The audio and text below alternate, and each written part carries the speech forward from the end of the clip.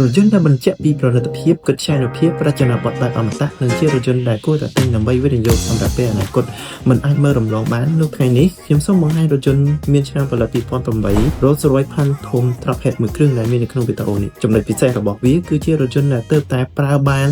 5600គីឡូម៉ែត្រប៉ុណ្ណោះវានៅថ្មីខ្លាំងណាស់មិនមានប្រវត្តិបុកប៉ះឬឆ្កូតក្លិតក្លាញ់អីនោះទេបងប្អូនអាចមើលវីដេអូមួយជុំបាននៅក្នុងវីដេអូនេះហើយស្បែកពូកក៏អីក៏នៅស្អាតណាស់ចំពោះ Rolls-Royce Phantom Trackhead មួយគ្រឿងគឺសុទ្ធតែបង្គំឡើងដោយដៃឬក៏យើងអាចហៅថា hand wheel សម្រាប់ admin ជឿថាតម្លៃរបស់វានឹងកើនឡើងជាលំដាប់ចំពោះរថយន្តមួយគ្រឿងនេះមានតម្លៃសរុបទាំងអស់ទាំងពន្ធសេវាកម្មដឹកជញ្ជូននិងសេវាកម្មជួយទិញមកដល់ខ្មែរគឺ $284,215 សម្រាប់បងអតិថិជនមានបំណងចង់កម្មងរថយន្តមួយគ្រឿងនេះសូមឆាតចូល Page ឬក៏ call តាមលេខទូរស័ព្ទនៅក្នុង caption ខាងលើបានអរគុណ